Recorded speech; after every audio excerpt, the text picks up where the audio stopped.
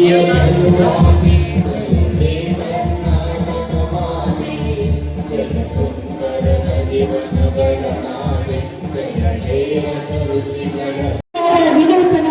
ಯೋಜನೆಯನ್ನ ಜ್ಯೋತಿ ಬೆಳೆಸುವ ಮುಖೇನ ವಿದ್ಯುಕ್ತವಾಗಿ ಉದ್ಘಾಟಿಸಿದ್ದಾರೆ ಸನ್ಮಾನ್ಯ ಮುಖ್ಯಮಂತ್ರಿಗಳಾದ ಶ್ರೀ ಸಿದ್ದರಾಮಯ್ಯನವರು.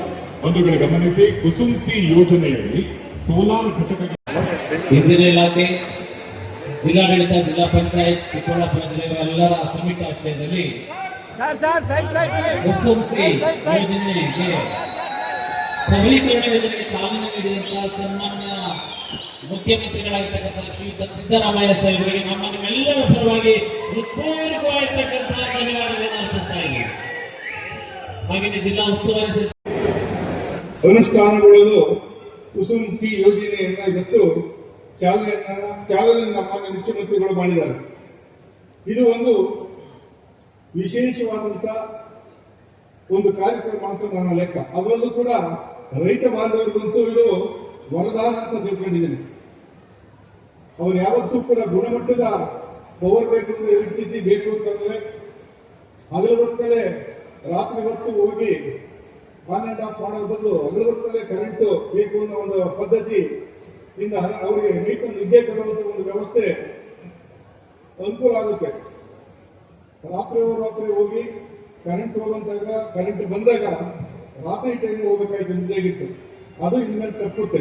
ಅದರಲ್ಲೂ ಕೂಡ 2400 ಮೆಗಾವಾಟ್ ವಿದ್ಯುತ್ ಏನಾದ್ರು ಅನುಷ್ಠಾನ ಕಂಪ್ಲೀಟ್ ಆದ ನಂತರ ಇದು ರೈತರಿಗೆ, ರಾಜ್ಯವ್ಯಾಪ್ತಿ ರೈತರಿಗೆ ಅತ್ಯಂತ ಅನುಕೂಲವಾದಂತಹ ಒಂದು ಯೋಜನೆ ಆಗ್ತದೆ. ಇದನ್ನ ಯಾವ್ದಾದ್ರು ಒಂದು 100 ಮೆಗಾವಾಟ್ 200 ಮೆಗಾವಾಟ್ ಒಂದೊಂದು ಕಡೆ ಸ್ಥಾಪನೆ ಮಾಡಿಬಿಡ್ಬೋದು, ಟೆಂಡರ್ ಕರೆದು. ಅದು ಈಸಿ. ಬೇಕಾದ್ರೆ ಒಂದು 3000-4000 ಮೆಗಾವಾಟ್ನ ಟೆಂಡರ್ ಕರೆದು ಮಾಡೋದು ಈಸಿ. ಆದರೆ ಒಂದು ಸ್ಟೇಷನ್ಗೆ, ಸಬ್ ಸ್ಟೇಷನ್ ಲಿಮಿಟ್ ಆಗಿ, ಒಂದು ಫೀಡ್ಗೆ ಲಿಮಿಟ್ ಆಗಿ 2 ಮೆಗಾವಾಟ್ 3 ಮೆಗಾವಾಟ್ 4 ಮೆಗಾವಾಟ್ ಟೆಂಡರ್ ಕರೆದ್ಬಿಟ್ಟು ಇವತ್ತಿನ ಕಾಲಮಾನದಲ್ಲಿ ಅದನ್ನು ಅನುಷ್ಠಾನ ಮಾಡಬೇಕಾದ್ರೆ ತುಂಬಾ ಕಷ್ಟದ ಕೆಲಸ. ಜಾಗ ಸಿಗಲ್ಲ. ಈಗ ಒಂದು 10 ವರ್ಷ 8 ವರ್ಷದಿಂದ 3 ಲಕ್ಷ 4 ಲಕ್ಷ ಜಮೀನು ಸಿಗ್ತಾ ಇದ್ದ. ಈಗ 40 ಲಕ್ಷ 50 ಲಕ್ಷ ಆಗಿದೆ ಜಮೀನುಗಳು. ಅದರಿಂದ ಈಗ ಯಾರಾದ್ರೂ ಅನುಷ್ಠಾನ ಮಾಡಬೇಕಾದ್ರೆ ಟೆಂಡರ್ ಹಾಕಿದ್ರೆ 2-3 ಸತಿ ಟೆಂಡರ್ ಕರೆದು ಯಾರು ಬರಲಿಲ್ಲ. ನಮ್ಮ ಸ್ಥಳೀಯ ರೈತ ಮುಖಂಡ ಆಗಿರ್ಬೋದು, ಸ್ಥಳೀಯ ಉದ್ಯಮಿಗಳಿಗೆ ಅನುಕೂಲ ಆಗಲಿ ಅಂತ ಅಂದ್ಬಿಟ್ಟು 40-50 ಮೆಗಾವಾಟ್ ಟೆಂಡರ್ ಕರೆಯ ಬದಲು 2 ಮೆಗಾವಾಟ್ 3 ಮೆಗಾವಾಟ್ ಟೆಂಡರ್ ಕರೆದು ಲೋಕಲ್ ಇನ್ವೆಸ್ಟರ್ ಯಾರು ಬರಲಿ ಅಂತ ಪ್ರಯತ್ನ ಮಾಡಿದ್ರು. ಆದ್ರೆ ಯಾರು ಲೋಕಲ್ ಅಲ್ಲಿ ಯಾರು ಬರಲಿಲ್ಲ. ಇದು ಕಷ್ಟಕರವಾದಂತ ಒಂದು ಕೆಲಸ. 2 ಮೆಗಾವಾಟ್ 3 ಮೆಗಾವಾಟ್ ಮಾಡಬೇಕಾದ್ರೆ ಜಮೀನು ತಗೊಳ್ಳೋದು, ಕೆಲವಾರು ನಿಯಮಗಳನ್ನು ಪಾಲಿಸೋದು, ಇನ್ವೆಸ್ಟ್ ಮಾಡೋದು ತುಂಬಾ ಕಷ್ಟದ ಕೆಲಸ. ಅಂಥದ್ರಲ್ಲಿ ಮಾನ್ಯ ಇಂಧನ ಸಚಿವರು ಶ್ರಮ ವಹಿಸಿ ರೈತರ ಮೇಲೆ ಅವ್ರ ಅಪಾರವಾದಂತ ಅಭಿಮಾನ ಇದೆ.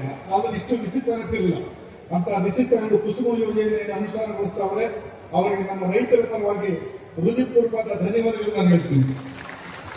ಎರಡನೇದಾಗಿ, ಇವತ್ತಿನ ಎಲೆಕ್ಟ್ರಿಸಿಟಿ ಪ್ರಾಬ್ಲಮ್ ಸುಧಾರಿಸಿ ನಮ್ಮ ಕರ್ನಾಟಕದಲ್ಲಿ ಇಷ್ಟು ಮಟ್ಟಿಗೆ ಒಳ್ಳೆಯದಿರಬೇಕಾದ್ರೆ 2013ನೇ ಇಸ್ವಿಯಲ್ಲಿ ಬಂದಂತ ನಮ್ಮ ಸಿದ್ದರಾಮಯ್ಯ ಸಾಹೇಬರ ಸರ್ಕಾರದಲ್ಲಿ 13ರಿಂದ 18ನೇ ಇಸ್ವಿವರೆಗೂ ಸೋಲಾರ್ ಪಾರ್ಕ್ನಲ್ಲಿ ಸುಮಾರು 2000 ಮೆಗಾವಾಟ್, ತಾಲೂಕು ವೈಸ್ 20 ಮೆಗಾವಾಟ್ ಆಗಿ 3000 ಮೆಗಾವಾಟ್, ಮಿಂಚು ಎಲ್ಲ ಸೇರಿ 6ರಿಂದ 7000 ಮೆಗಾವಾಟ್ ಅನ್ನ 13ನೇ ಇಸ್ವಿಯಿಂದ 18ನೇ ಇಸ್ವಿವರೆಗೂ ಸಿದ್ದರಾಮಯ್ಯ ಸಾಹೇಬರು ಮತ್ತು ಅಂದಿನ ಇಂಧನ ಸಚಿವರಾದಂತ ಶಿವಕುಮಾರ್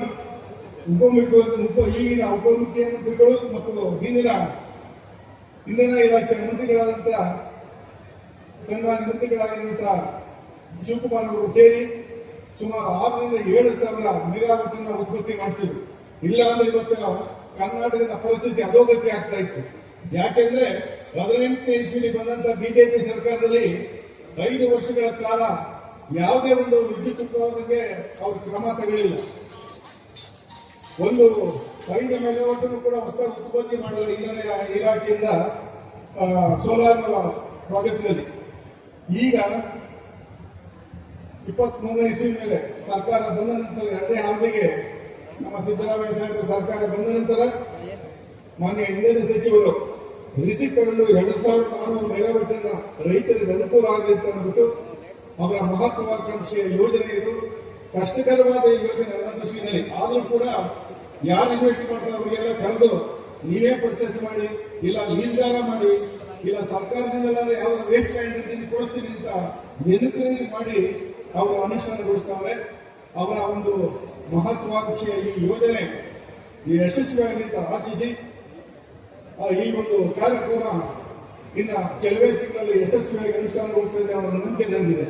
ಅದೇ ರೀತಿ ಇವತ್ತಿನ ದಿನ ಮಾನ್ಯ ಮುಖ್ಯಮಂತ್ರಿಗಳು ನಮ್ಮ ಗೌರಿಬಿದನೂರು ತಾಲೂಕಿಗೆ ಪಾದಾರ್ಪಣೆ ಮಾಡಿದರೆ ಅವರಿಗೆ ನನ್ನ ಕೆಲವು ಮನವಿಗಳಿವೆ. ಅದರಲ್ಲಿ ಏನು ಮನವಿ ಅಂದರೆ ಮೂಲಭೂತ ಸೌಕರ್ಯಕ್ಕೆ ಸಂಬಂಧಪಟ್ಟಂತ ಒಂದು 2-3 ಮನವಿಗಳನ್ನು ಅರ್ಪಿಸ್ತೀನಿ. ಅದು ಆಗಲೇಬೇಕಾದಂತ ಕೆಲಸ. ಅದರಲ್ಲಿ ಒಂದು, ನಮ್ಮ ಗೌರಿಬಿದನೂರು ತಾಲೂಕಿನಲ್ಲಿ ಚಿಕ್ಕಬಳ್ಳಾಪುರ ಜಿಲ್ಲೆಯಲ್ಲಿ ಎಲ್ಲ ಕಡೆ ಯುಜಿಡಿ ಆಗಿದೆ, ಒಳಚರಂಡಿ ವ್ಯವಸ್ಥೆ. ಇದು ಚಿಕ್ಕಬಳ್ಳಾಪುರ ಜಿಲ್ಲೆಯಲ್ಲಿ ಎರಡನೇ ದೊಡ್ಡ ಒಂದು ಟೌನ್ ಇದೆ. ಆದರೂ ಕೂಡ ಇಲ್ಲಿ ಒಳಚರಂಡಿ ವ್ಯವಸ್ಥೆ ಇಲ್ಲ. ಸುಮಾರು 180 ಕೋಟಿ ರೂಪಾಯಿ ವೆಚ್ಚದಲ್ಲಿ ಒಳಚರಂಡಿ ವ್ಯವಸ್ಥೆ ಆಗಬೇಕು ಅದು ಎಸ್ಟಿಮೇಟ್ ಆಗಿದೆ.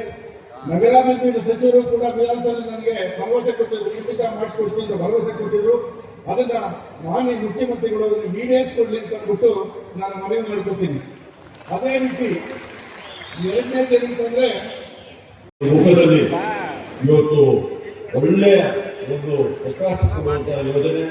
ಇವತ್ತು ನಮ್ಮ ನೆಚ್ಚಿನ ಮುಖ್ಯಮಂತ್ರಿಯವರು, ಬಹುಶಃ ಜನಪ್ರಿಯ ಮುಖ್ಯಮಂತ್ರಿಗಳು, ಮತ್ತು ಈ ಯೋಜನೆಗಳಿಗೆಲ್ಲ ಕಾರಣಭೂತರು ಅಂದರೆ ಅದು ನಮ್ಮ ಮುಖ್ಯಮಂತ್ರಿಯವರು, ನಮ್ಮ ಸಚಿವ ಸಂಪುಟದ ಎಲ್ಲ ಸದಸ್ಯರು, ಸಂಪೂರ್ಣವಾದ ರೈತರ ಹೆಸರಿಗೆ ರೈತರಿಗೆ ಇವತ್ತು ಕಾರ್ಯಕ್ರಮ ಮಾಡ್ತೀವಿ ಅಂತ ಬಿಟ್ಟರೆ ಇಡೀ ನಮ್ಮ ಪಕ್ಷ, ನಮ್ಮ ಸರ್ಕಾರ, ನಮ್ಮ ಮುಖ್ಯಮಂತ್ರಿಯವರು, ನಮ್ಮ ಉಪಮುಖ್ಯಮಂತ್ರಿಯವರು ಎಲ್ಲ ಸೇರಿ ಇವತ್ತು ಒಮ್ಮತದಿಂದ ಈ ಒಂದು ತೀರ್ಮಾನವನ್ನು ಮಾಡಿದ್ವಿ.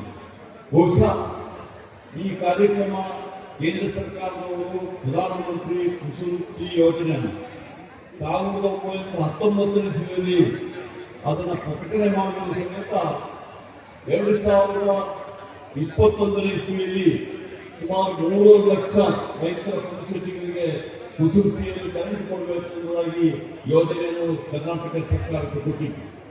ಆದರೆ ಕಾರಣಾಂತರದಿಂದ ನಮ್ಮ ಈ ಸರ್ಕಾರ ಬಂದ ಮೇಲೆ ನಾವು ಹೋಗಿ ನೋಡಿದರೆ ಬಹುಶಃ ಅದನ್ನು ಇನ್ನೂ ಪ್ರಾರಂಭ ಮಾಡಿರಲಿಲ್ಲ. ಅದಕ್ಕೋಸ್ಕರವಾಗಿ ನಾನು ಮತ್ತು ನಮ್ಮ ಇಂದಿನ ಪ್ರಧಾನ ಕಾರ್ಯದರ್ಶಿಗಳು ಗೌರವಗುಪ್ತ ಅವರು ಇಲ್ಲಿದ್ದಾರೆ. ನಾವು ಅಂದಿನ ಕೇಂದ್ರ ಸಚಿವರ ಹತ್ರ ಹೋಗಿ ಅವತ್ತು ಭೇಟಿ ಮಾಡಿ ಇದಕ್ಕೆ ನಾವು ಈ ರಿನ್ಯೂವಲ್ ಮಾಡಿಕೊಡ್ಬೇಕು ಅಂತ ಹೇಳಿದಾಗ ಸುಮಾರು ಹೆಚ್ಚಿಗೆ ಆವತ್ತಿದ್ದಕ್ಕಿಂತ ಸುಮಾರು ಹೆಚ್ಚಿನ ಒಂದು ಇದನ್ನ ಮಾಡಲಿಕ್ಕೆ ಅನುಮತಿಯನ್ನು ಕೊಟ್ಟಿದ್ದರು. ನಮ್ಮ ಮುಖ್ಯಮಂತ್ರಿಯವರು ಅದನ್ನ ರಾಜ್ಯ ಸಂಪುಟ ಸಭೆಯಲ್ಲಿ ಇಟ್ಟು ನಮಗೆ ಅದಕ್ಕೆ ಅನುಮತಿಯನ್ನು ಕೊಟ್ಟು ಈ ಚಾಲನೆಯನ್ನು ಮಾಡುವಂತಹ ಕೆಲಸವನ್ನು ಮಾಡಿದ್ವಿ. ಬಹುಶಃ ಇದೊಂದು ಮಹತ್ವಾಕಾಂಕ್ಷಿ ಯೋಜನೆ ಆಗಿದ್ದು ಸುಮಾರು 2400 ಮೆಗಾವಾಟ್ ಈ ಪ್ರಥಮ ಬಾರಿಗೆ ಈಗ ಮಾಡುವಂಥ ಕೆಲಸವನ್ನು ಮಾಡ್ತೀವಿ. ತಮಗೆ ಗೊತ್ತು ಬಗ್ಗೆ ಇದಕ್ಕೆ ನಮ್ಮ ಸಬ್ಸ್ಟೇಷನ್ಗಳು ಬೇಕಾಗಿದೆ. ಕೃಷಿಗೆ ಯಾವ ಸಬ್ಸ್ಟೇಷನ್ಗಳಿದೆ ಅದನ್ನು ಗುರುತು ಮಾಡಿ ನಮ್ಮ KPTC ಸಮೇತ ನಮ್ಮ ಪಂಗಡಿ ಪಾಂಡವರು ಇರ್ಬೋದು, ಎಲ್ಲ ಎಸ್ಕಾಗಳು ಅಧ್ಯಕ್ಷರುಗಳು ಆಸಕ್ತಿ ವಹಿಸಿ ಇವತ್ತು ಈ ಕಾರ್ಯಕ್ರಮವನ್ನು ಪ್ರಾರಂಭ ಮಾಡಲಿಕ್ಕೆ ಮಾಡ್ತಾ ಇದ್ದಾರೆ. ಬಹುಶಃ ನಾವು ಇವತ್ತು ಗೌರಿಬಿದನೂರಲ್ಲಿ ಈ ಕಾರ್ಯಕ್ರಮ ಮಾಡಬೇಕಾದ್ರೆ ನಮ್ಮ ಮುಖ್ಯಮಂತ್ರಿ ಅದಕ್ಕೆ ಕಾರಣ. ಯಾಕಂದ್ರೆ ಕೋಲಾರ ಜಿಲ್ಲೆ ನೀರಾವರಿದ ಅವಶ್ಯಕತೆ ಇದೆ, ವಸತಿಗಳಿಗೆ ಬೇಕಾಗಿದೆ ಅನ್ನೋ ಉದ್ದೇಶದಿಂದ ಇವತ್ತು ಗೌರಿಬಿದನೂರಲ್ಲಿ ನಮ್ಮ ಡಿಸ್ಟ್ರಿಕ್ಟ್ ಇನ್ಚಾರ್ಜ್ ಮಿನಿಸ್ಟರ್ ಇದ್ದಾರೆ ಡಾಕ್ಟರ್ ಸುಧಾಕರ್ ಅವರು. ಬಹುಶಃ ಸುಧಾಕರ್ ಅವರು ಭಾರಿ ಆಸಕ್ತಿ ವಹಿಸಿದ್ದಾರೆ. ಅದೇ ರೀತಿಯಲ್ಲಿ ಇವತ್ತು ನಮ್ಮೊಟ್ಟಿಗೆ ನಮ್ಮ ರಾಜೇಗೌಡರು ಇದ್ದಾರೆ. ಬಹುಶಃ ಅವರು ಕೆಡಿದು ಚೇರ್ಮನ್ ಆಗಿದ್ದಾರೆ, ಅದೇ ರೀತಿ MLA ಆಗಿದ್ದಾರೆ, ಕೆಡಿದು ಚೇರ್ಮನ್ ಆಗಿದ್ದಾರೆ. ಅದೇ ರೀತಿಯಲ್ಲಿ ಇವತ್ತು ಅವರು ಸಮೇತ ಆಸಕ್ತಿಯನ್ನು ವಹಿಸಿಕೊಂಡಿದ್ದಾರೆ. ಬಹುಶಃ ನಾನೊಂದು ಮಾತು ಹೇಳ್ತೀನಿ, ಇವತ್ತು ಸಾಕಷ್ಟು ಜನ ಎಲ್ಲರೂ ಇವತ್ತು ನಮಗೆ ಸಹಕಾರ ಕೊಡ್ತಾ ಇದ್ದಾರೆ. ಅದರಲ್ಲಿ ಸಮೇತ ಇವತ್ತು ಈ ಒಂದು ಯೋಜನೆಗೆ ನಮ್ಮ ಈ ಕ್ಷೇತ್ರದ ಶಾಸಕರು ಬಹುಶಃ ನಾವು ಗೌರಿಬಿದನೂರಿನಲ್ಲಿ ಮಾಡಬೇಕಾದ್ರೆ ನಾವು ಯೋಚನೆ ಮಾಡಲೇ ಇಲ್ಲ. ಯಾಕಂದ್ರೆ ನಮ್ಗೆ ಗೊತ್ತಿದೆ, ಮುಸ್ಲಾಮಿಗವರು ಶಕ್ತಿಯವರು ಅದೇ ರೀತಿಯಲ್ಲಿ ನಮ್ಮ ಶಿವಶಂಕರ್ ರೆಡ್ಡಿ ಅವರು ಇಂಥ ಎಲ್ಲರಿಗೂ ಈ ಯೋಜನೆಯನ್ನ ಇಲ್ಲಿ ಪ್ರಾರಂಭ ಮಾಡಿದ್ವಿ. ಯಾಕೆಂದ್ರೆ ಹೇಳಿದ್ರೆ ಬಹುಶಃ ಇದನ್ನು ಇಡೀ ರಾಜ್ಯದ ಜನ ನೋಡ್ತಾ ಇದ್ದಾರೆ. ಇವತ್ತು ನಮ್ಮ KH ಪಾಟೀಲ್ ಅವರು ಸಮೇತ ಇದರಲ್ಲಿ ಸಮಾರಂಭದಲ್ಲಿ ಭಾಗವಹಿಸಿದ್ದಾರೆ. ಬಹುಶಃ ವಿಡಿಯೋ ಕಾನ್ಫರೆನ್ಸ್ ಮೂಲಕ ಭಾಗವಹಿಸಿದ್ದಾರೆ. ಅದಕ್ಕೆ ನಾನೇನು ಹೇಳ್ತಾ ಇದ್ದೀನಿ, ನಾವು ಮುಖ್ಯಮಂತ್ರಿಯವರು ಇದನ್ನು ಮಾಡಿದ್ರೆ ಇಂಥ ಒಳ್ಳೆ ಯೋಜನೆಗೆ ಇಡೀ ರಾಜ್ಯದಲ್ಲಿ ಜನ ನಮ್ಮ ಅನುಭವ ಮುಂದೆ ಬಂದ್ಬಿಟ್ಟು, ಶಾಸಕರು ಮುಂದೆ ಬಂದುಬಿಟ್ಟು ಎಲ್ಲೆಲ್ಲಿ ಕುಸುಮ ಸಿ ಯೋಜನೆಯನ್ನ ಇವತ್ತು ಮಾಡಬೇಕು ಅನ್ನೋದಾಗಿ ಹೇಳ್ತಾ ಇದ್ವಿ. ಇವತ್ತು ನಾವು ಬರೀ ಈ ಯುವ ಸಬ್ಸ್ಟೇಷನ್ ವಿಚಾರ ಮಾತಾಡ್ತಾ ಇದ್ವಿ. ಒಂದೊಂದು ವರ್ಷಕ್ಕೆ ಈ ವರ್ಷದ ನಾವು 100 ಸಬ್ಸ್ಟೇಷನ್ ಮಾಡ್ತಾ ಇದ್ವಿ. ಅದೇ ರೀತಿಯಲ್ಲಿ ಮುಂದೆ ಬರುವ ದಿವಸಗಳಲ್ಲಿ ಹೆಚ್ಚಿಗೆ ಸಬ್ಸ್ಟೇಷನ್ಗಳನ್ನು ಮಾಡಿ, ಹೆಚ್ಚಿನ ಕಂಡಕ್ಟ್ ಲೈನ್ಗಳನ್ನು ಮಾಡಿ, ಹೆಚ್ಚಿನ ಈ ರೀತಿಯ ಯೋಜನೆಯನ್ನು ಮಾಡಿ ಬಹುಶಃ ರಾಜ್ಯ ಸರ್ಕಾರದ ಇವತ್ತು ಈ ಕೃಷಿ ಪಂಚಾಯತ್ಗಳಿಗೆ ಸುಮಾರು 19,000 ಕೋಟಿ ರೂಪಾಯಿ. ನಿಮ್ಗೆ ಆಶ್ಚರ್ಯ ಇರ್ಬೋದು, ನಮಗೆ 19,000 ಕೋಟಿ ರೂಪಾಯಿ ಇವತ್ತು ರೈತರಿಗೆ ಕೃಷಿ ಎಲೆಕ್ಟ್ರಿಸಿಟಿ ಸಬ್ಸಿಡಿ ಕೊಡ್ತಾ ಇದ್ದಾರೆ. ಅದು ಯಾವ ರೀತಿ ಸಬ್ಸಿಡಿ ಕೊಡ್ತಾ ಇದ್ದಾರೆ ಅಂದ್ರೆ ನಮ್ಮ ಮುಖ್ಯಮಂತ್ರಿಯವರು ಇವರೆಲ್ಲ ಹೇಳ್ತಾ ಇರಲ್ಲ, ಯೋಜನೆಗಳಿಲ್ಲ, ಕಾರ್ಯಕ್ರಮಗಳಿಲ್ಲ ಅಂತ ಹೇಳ್ತಾರೆ. ನಮ್ಮ ಮುಖ್ಯಮಂತ್ರಿಯವರು ಯಾವುದೇ ಯೋಜನೆ ಮಾಡಬೇಕಾದ್ರೆ ಅದರ ಬಡ್ಜೆಟ್ ಅನ್ನು ಘೋಷಣೆ ಮಾಡಿ ನಮ್ಮ ಎಸ್ಕಾಮ್ಸ್ಗೆಲ್ಲ 1 ತಿಂಗಳ ಮೊದಲೇ ಆ ದುಡ್ಡು ಬರುವಂತ ಕೆಲಸ ತಾವು ಮಾಡಿದ್ರು ಸರ್, ನಾವೆಲ್ಲ ತಮಗೆ ಅಪಾರ ಆಗಿದ್ದೀವಿ ಅಂತ ಮಾತನಾಡಿಸಿಕೊಂಡು ಹೇಳ್ತಾ ಇದ್ದೀವಿ. ಬೇರೆಯವರಿಗೆ ಸುಮ್ಮನೆ ಘೋಷಣೆ ಮಾಡೋದು, ಅದನ್ನ ದುಡ್ಡು ಹಿಡಿದ್ರೆ ಸಾಲ ಇಟ್ಟುಬಿಟ್ಟು ಬಿಲ್ಲು ಕೊಡೋದು ಹೋಗುವಂತ ಕೆಲಸ ನಮ್ಮ ಮುಖ್ಯಮಂತ್ರಿಗಳು ಮಾಡ್ತಾ ಇಲ್ಲ. ಅವರು ಎಲ್ಲದಕ್ಕೂ ಮಾಡ್ತಾ ಇದ್ದಾರೆ ನಮ್ಮ ಮಾತು ಹೇಳಿ ಬಹುಶಃ ಮೊನ್ನೆ ತಾನೇ ನಮ್ಮ ಇಂಧನ ಸಚಿವರು ಕೇಂದ್ರದವರು ಬಂದಿದ್ದರು. ಅವರು ನಮಗೆ ಆಶ್ವಾಸನೆ ಕೊಟ್ಟರು, ಬೇರೆ ಒಳ್ಳೆ ಕಾರ್ಯಕ್ರಮವನ್ನು ಮಾಡಿ. ಅವ್ರಿಗೆ ಗೊತ್ತಿದೆ ಈ ಸ್ಮಾರ್ಟ್ ಮೀಟರ್ ವಿಚಾರದಲ್ಲಿ RDSS ಸ್ಕೀಮ್ ನಾವು ಅವ್ರಿಗೆ ಹೇಳಿದ್ವಿ, ಸರ್ ಎಲ್ಲಾ ಕಡೆಯಲ್ಲೂ ಸಮೇತ ತಾವು RDSS ಸ್ಕೀಮ್ ಮಾಡಿದ್ರ, ನಮ್ಮ ಕರ್ನಾಟಕ ಮತ್ತು ತೆಲಂಗಾಣ 2 ರಾಜ್ಯದಲ್ಲಿ ಮಾತ್ರ RDSS ಸ್ಕೀಮ್ ಮಾಡಲಿಲ್ಲ. ಅದರಿಂದ ನಾವು ಸ್ವಲ್ಪ ಹೊರೆ ಆಗ್ತಾ ಇದೆ. ಇವತ್ತು ಸ್ಮಾರ್ಟ್ ಮೀಟರ್ನ ಮಾಡಿ ಅಂತ ಹೇಳಿದವರೇ central electricity regulatory authority, Karnataka regulatory authority ಅದ್ರ ಪ್ರಕಾರ ನಿರ್ವಹಿಸ್ತಾ ಇದ್ದಾರೆ. ಪ್ರಥಮವಾಗಿ ನಾನು ಸನ್ಮಾನ್ಯ ಮುಖ್ಯಮಂತ್ರಿಗಳನ್ನ, ಉಪಮುಖ್ಯಮಂತ್ರಿಗಳನ್ನ ಮತ್ತು ಸಚಿವ ಸಂಪುಟ ಎಲ್ಲ ವ್ಯಕ್ತಿಗಳನ್ನ ಕೂಡ ನಮ್ಮ ತಾಲೂಕಿಗೆ HN ಪ್ರಾಧಿಕಾರವನ್ನು ಮಂಜೂರು ಮಾಡಿರ್ತಕ್ಕಂಥದ್ದು ನಿಮ್ಮೆಲ್ಲರ ಪರವಾಗಿ ಅವರಿಗೆ ಅಭಿನಂದನೆಗಳನ್ನು ಸಲ್ಲಿಸಲಿಕ್ಕೆ ಬಯಸ್ತೇನೆ. ನಮಗೆಲ್ಲ ಗೊತ್ತಿರೋ ಹಾಗೆ H. ನರಸಿಂಹಯ್ಯನವರು ನಮ್ಮ ತಾಲೂಕಿನವರಾಗಿದ್ದು ವೈಚಾರಿಕತೆ, ಒಂದು ಮೌಲ್ಯ, ಕಂದಾಚಾರ ವಿಚಾರಗಳ ಬಗ್ಗೆ ಇಡೀ ಸಮಾಜಕ್ಕೆ ಮಾರ್ಗದರ್ಶನ ಕೊಟ್ಟಂಥವರು, ಅನೇಕ ಶಿಕ್ಷಣ ಸಂಸ್ಥೆಗಳನ್ನು ನಡೆಸ್ತಂಥವರು. ಹಾಗಾಗಿ ಅದರ ಅಭಿವೃದ್ಧಿ ಮಾಡತಕ್ಕಂಥ ಜವಾಬ್ದಾರಿಯನ್ನ ನನಗೆ ವಹಿಸಿರ್ತಕ್ಕಂಥ ಸನ್ಮಾನ್ಯ ಮುಖ್ಯಮಂತ್ರಿಗಳಿಗೆ, ಉಪಮುಖ್ಯಮಂತ್ರಿಗಳಿಗೆ ಮತ್ತೊಮ್ಮೆ ಅಭಿನಂದನೆ ಸಲ್ಲಿಸಿ ಹಲವಾರು ಬೇಡಿಕೆಗಳನ್ನು ಮಾನ್ಯ ಮುಖ್ಯಮಂತ್ರಿಗಳ ಮುಂದೆ ನಾನು ಗಮನಿಸಲಿಕ್ಕೆ ಬಯಸ್ತೇನೆ. ಗಿರಿಧಾಮದಲ್ಲಿ, ನಂದಿ ಗಿರಿಧಾಮದಲ್ಲಿ ನಡೆಯುವಂತಹ ಸಂಪುಟ ಸಭೆಯಲ್ಲಿ ಈ HN ಅಭಿವೃದ್ಧಿ ಪ್ರಾಧಿಕಾರಕ್ಕೆ ಒಂದು 50 ಕೋಟಿಗಳನ್ನು ಮಂಜೂರು ಮಾಡಬೇಕು ಅಂತೇಳಿ ನಾನು ಪ್ರಥಮವಾಗಿ ಅವ್ರನ್ನ ಪ್ರಾರ್ಥನೆ ಮಾಡ್ತೇನೆ. ಮತ್ತು ಬೆಂಗಳೂರಲ್ಲಿ ಜ್ಞಾನಭಾರತಿ ಕ್ಯಾಂಪಸ್ ಏನು HN ಅವರು ಅಭಿವೃದ್ಧಿಪಡಿಸಿದ್ರು, ಅಲ್ಲಿ HN ಅವರ ಪ್ರತಿಭೆಯನ್ನ ಅಲ್ಲಿ ಅನಾವರಣ ಮಾಡಬೇಕು ಅಂತೇಳಿ ಮಾನ್ಯ ಉನ್ನತ ಶಿಕ್ಷಣ ಸಚಿವರು ಇಲ್ಲೇ ಇದ್ದಾರೆ, ಅದರ ಬಗ್ಗೆ ಗಮನ ಕೊಡಬೇಕು ಅಂತೇಳಿ ನಾನು ಮನವಿ ಮಾಡ್ತಾ ಇದ್ದೀನಿ. ಮತ್ತು ನ್ಯಾಷನಲ್ ಹೈಸ್ಕೂಲ್ ಏನಿದೆ, ಕಾಲೇಜ್ ಏನಿದೆ, ಅಲ್ಲಿ ಮೆಟ್ರೋ ಸ್ಟೇಷನ್ ಆಗಿದೆ. ಆ ಮೆಟ್ರೋ ಸ್ಟೇಷನ್ಗೆ ಡಾಕ್ಟರ್ HN ಮೆಟ್ರೋ ಸ್ಟೇಷನ್ ಅಂತೇಳಿ ಹೆಸರಿಡಬೇಕು ಅಂತೇಳಿ ನಾನು ಮನವಿಯನ್ನು ಮಾಡ್ತೇನೆ. ಜೊತೆಗೆ ವಿಶ್ವೇಶ್ವರಯ್ಯನವರು ಕೊಟ್ಟಿದ್ದಂಥ ಮುದ್ದೇನಹಳ್ಳಿ ಬಹಳ ವಿಶೇಷವಾಗಿ ಅಲ್ಲಿ ಅವರು ಹುಟ್ಟಿದ ಮನೆ, ಸ್ಮಾರಕ ಇವುಗಳನ್ನ ಸಮಗ್ರವಾಗಿ ಅಭಿವೃದ್ಧಿಪಡಿಸ್ತಕ್ಕಂಥ ಒಂದು ತೀರ್ಮಾನವನ್ನು ನಂದಿ ಗಿರಿಧಾಮದ ಸಂಪುಟ ಸಭೆಯಲ್ಲಿ ತೆಗೆದುಕೋಬೇಕು ಅಂತೇಳಿ ನಾನು ಅವರನ್ನ ಮನವಿ ಮಾಡ್ತೇನೆ. ಮತ್ತು ನಮ್ಮ ತಾಲೂಕಲ್ಲೇ ಒಂದು ರಾಮಕೃಷ್ಣ ಆಶ್ರಮ ಶಾಲೆಗೆ 8 ಎಕರೆ ಈಗಾಗಲೇ ನಾವು ಜಕ್ಕೇನಹಳ್ಳಿ ಸರ್ವೆ ನಂಬರಲ್ಲಿ ಪ್ರಸ್ತಾವ ಸಲ್ಲಿಸಿದ್ದೀವಿ. ಅಲ್ಲಿ ರಾಮಕೃಷ್ಣ ಆಶ್ರಮ ಶಾಲೆಗೆ ಒಂದು ಜಮೀನನ್ನು ಮಂಜೂರು ಮಾಡ್ತಕ್ಕಂಥ ಕೆಲಸವನ್ನು ಮಾಡಬೇಕು ಅಂತೇಳಿ ನಾನು ಈ ಸಂದರ್ಭದಲ್ಲಿ ಮನವಿ ಮಾಡ್ತಾ ಇದ್ದೀನಿ. ಮತ್ತು ವಿಶೇಷವಾಗಿ ಇಲ್ಲೇ ನಾವು ಎದುರುಗಡೆ ನೋಡ್ತಾ ಇರ್ತಕ್ಕಂಥ ಶಾದಿ ಮಹಲ್ಲು ಅಪೂರ್ಣ ಆಗಿದೆ. ಅದರ ಅಭಿವೃದ್ಧಿಗೆ ಒಂದು 3 ಕೋಟಿಯನ್ನು ಕೊಡಬೇಕು ಅಂತೇಳಿ ನಾನು ಈ ಸಂದರ್ಭದಲ್ಲಿ ಹೇಳಲಿಕ್ಕೆ ಬಯಸ್ತೇನೆ. ಮತ್ತು ನಮ್ಮ ಇಂಡಸ್ಟ್ರಿಯಲ್ ಏರಿಯಾಗೆ, ಕುರುಬುಕುಂಟೆ ಇಂಡಸ್ಟ್ರಿಯಲ್ ಏರಿಯಾಗೆ ನೀರಿನ ಅಭಾವ ಇದೆ. ಹಾಗಾಗಿ HM ವ್ಯಾಲಿ ಯೋಜನೆಯಲ್ಲಿ ಕನಿಷ್ಠ ಒಂದು 10 MLD ನೀರನ್ನು ಹೆಚ್ಚುವರಿ ಮಾಡಿ ಆ ಇಂಡಸ್ಟ್ರಿಯಲ್ ಏರಿಯಾಗೆ ಕೊಡ್ತಕ್ಕಂಥ ಕೆಲಸವನ್ನು ಮಾಡಬೇಕು ಅಂತೇಳಿ ನಾನು ಈ ಸಂದರ್ಭ ಮನವಿ ಮಾಡ್ತಾ ಇದ್ದೇನೆ. ಮತ್ತು HM ಅವರ ಹುಟ್ಟುಹಬ್ಬವನ್ನು ಇಡೀ ರಾಜ್ಯದಲ್ಲಿ ಒಂದು ವೈಚಾರಿಕ ದಿನ ಅಂಥೇಳಿ ಘೋಷಣೆ ಮಾಡಿ ಆ ಚಿಂತನ ಮಂಥನ ಮಾಡ್ತಕ್ಕಂಥ ಒಂದು ಕೆಲಸವನ್ನು ಸರ್ಕಾರ ಅನುಕೂಲ ಮಾಡಿಕೊಡ್ಬೇಕು ಅಂತೇಳಿ ಈ ಸಂದರ್ಭದಲ್ಲಿ ಹೇಳಲಿಕ್ಕೆ ಬಯಸ್ತೇನೆ.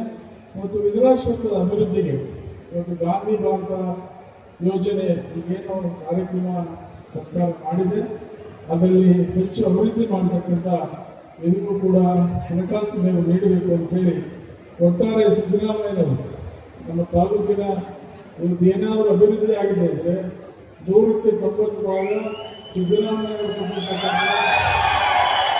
ಅನುದಾನ. ಈ ಸ್ಟೇಡಿಯಂನಿಂದ ಹಿಡಿದು ಇವತ್ತು ಏನೆಲ್ಲ ಅಭಿವೃದ್ಧಿ ಕೆಲಸಗಳು ಇವತ್ತು ನಮ್ಮ ತಾಲೂಕಲ್ಲಿ ಆಗಿದೆ ಅವರ ಕೊಡುಗೆಗೆ 100ಕ್ಕೆ 90 ಇದೆ ಅಂತಕ್ಕಂಥದ್ದನ್ನು ಈ ಸಂದರ್ಭ ಹೇಳಿ ಎಲ್ಲ ರೀತಿಯಲ್ಲೂ ಕೂಡ ತಾಲೂಕಿನ ಅಭಿವೃದ್ಧಿಗೆ ಅವರು ಮೊದಲನೇ ಪ್ರಾಶಸ್ತ್ಯವನ್ನು ಕೊಟ್ಟಿದ್ದಾರೆ.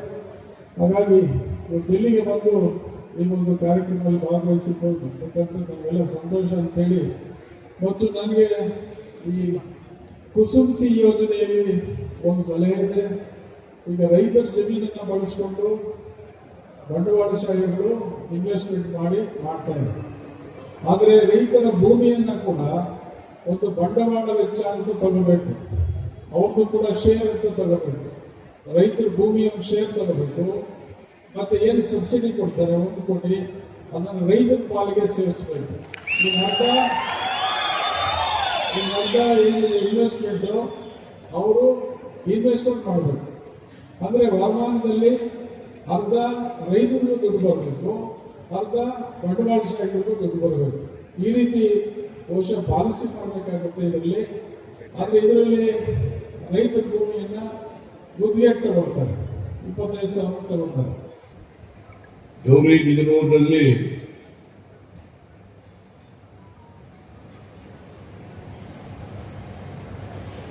PM ಕುಸುಮ್ ಕಾಂಪೋನೆಂಟ್ ಸಿ ಅಡಿಯಲ್ಲಿ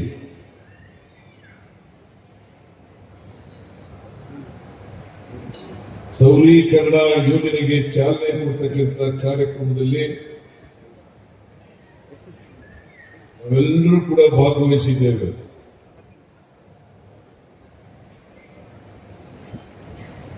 ಈ ಕಾರ್ಯಕ್ರಮವನ್ನ ಅತ್ಯಂತ ಸಂತೋಷದಿಂದ ಉದ್ಘಾಟನೆ ಮಾಡಿದ್ದೇನೆ ಅಂತ ಹೇಳಲಿಕ್ಕೆ ಬಹಳ ಸಂತೋಷ ಆಗ್ತಾ ಇದೆ.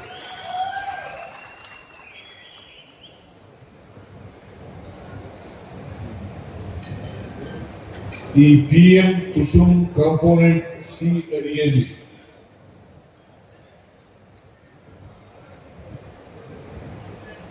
ಇವತ್ತು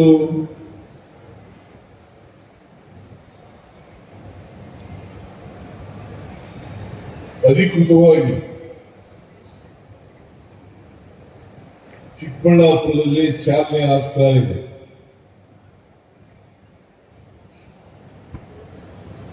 ಈಗಾಗಲೇ ಇಡೀ ರಾಜ್ಯದಲ್ಲಿ ಸುಮಾರು 200 ಮೆಗಾವ್ಯಾಟ್ ಉತ್ಪಾದನೆ ಮಾಡ್ತಾ ಇದ್ದು ಕುಸುಮ್ ಸಿನಲ್ಲಿ ರಾಜ್ಯದ ಅನೇಕ ಭಾಗಗಳಲ್ಲಿ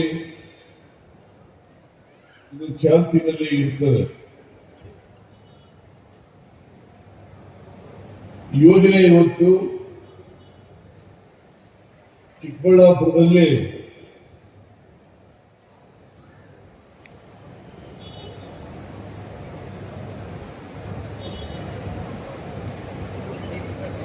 ತೊಂಡೇಬಾವಿ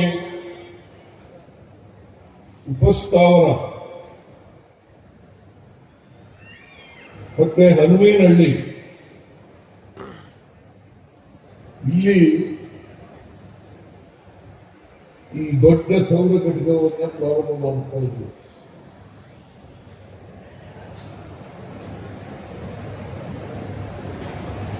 ಈ ಸೌರ ಘಟಕದಲ್ಲಿ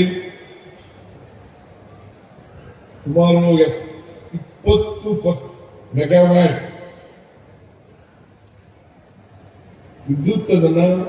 ವಿದ್ಯುತ್ತನ್ನು ಉತ್ಪಾದನೆ ಮಾಡಲಾಗುವುದು.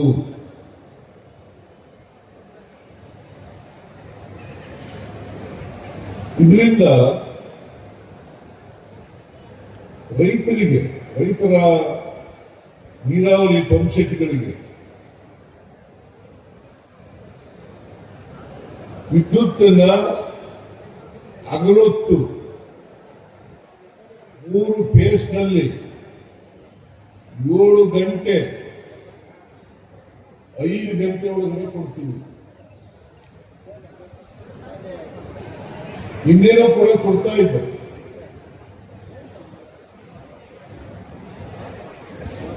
ಆದರೆ ಹಗಲೊತ್ತೇ ಕೊಡ್ತಾ ಇರಲಿಲ್ಲ. ಈಗ ರೈತರಿಗೆ ಹಗಲೊತ್ತು ಕೊಡ್ತಾ ಇದ್ದೇವೆ. ಈಗೆಲ್ಲ ನೀವು ನೋಡಿದ್ದೀರಿ, ಅನೇಕ ಜಿಲ್ಲೆಗಳ ರೈತರುಗಳು ನನ್ನ ಜೊತೆ ಸಂವಾದವನ್ನು ಮಾಡಿದ್ರು. ಎಲ್ಲ ರೈತರುಗಳು ಕೂಡ ಹೇಳ್ತಾ ಇದ್ದಾರೆ, ಈ ಕುಸುಮ್ ಸಿ ಯೋಜನೆಯಿಂದ ನಮಗೆ ಬಹಳ ಉಪಯೋಗ ಆಗಿದೆ. ಈ ಯೋಜನೆಯನ್ನು ತಂದು ರೈತರಿಗೆ ರಾತ್ರಿ ವೇಳೆ ವಿದ್ಯುತ್ ಸರಬರಾಜು ಮಾಡತಕ್ಕಂಥ ಪದ್ಧತಿ ನಿಂತಿದೆ. ರಾತ್ರಿ ಹೊತ್ತು ಹೋಗ್ಬೇಕಾಗಿತ್ತು ರೈತರು. ಅಲ್ಲಿ ಪ್ರಾಣಿಗಳ ಭಯ ಇತ್ತು, ಬೇರೆ ಹಾವು ಚೇಳುಗಳ ಭಯ ಇತ್ತು, ಮತ್ತೆ ವಿದ್ಯುತ್ತು ಅಪವ್ಯಯ ಆಗ್ತಾ ಇತ್ತು. ಈ ಅಪವ್ಯಯ ಆಗ್ತಕ್ಕಂಥದ್ದು ನಿಂತಿದೆ. ಸಂಪೂರ್ಣವಾಗಿ ಗುಣಮಟ್ಟದ ವಿದ್ಯುತ್ತು ರೈತರ ಪಂಪ್ ಸೆಟ್ಗಳಿಗೆ ಸಿಗ್ತಾ ಇದೆ. ನಾವು ಯಾವತ್ತೂ ಕೂಡ ನಮ್ಮ ಸರ್ಕಾರ